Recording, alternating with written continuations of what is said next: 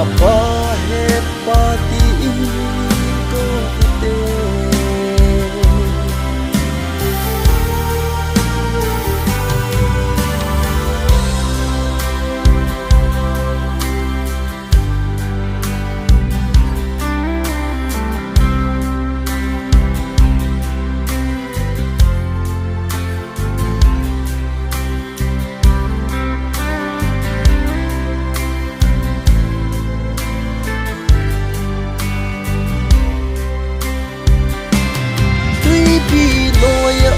van khăn gió là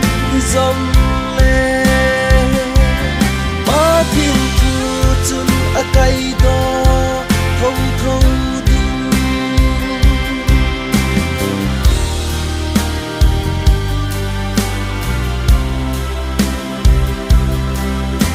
apa hepati ko te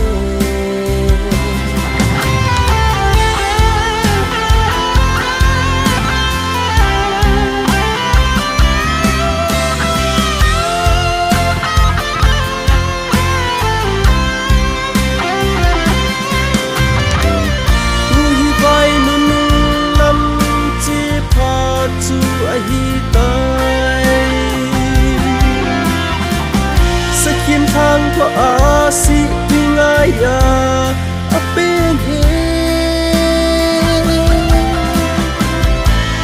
Is it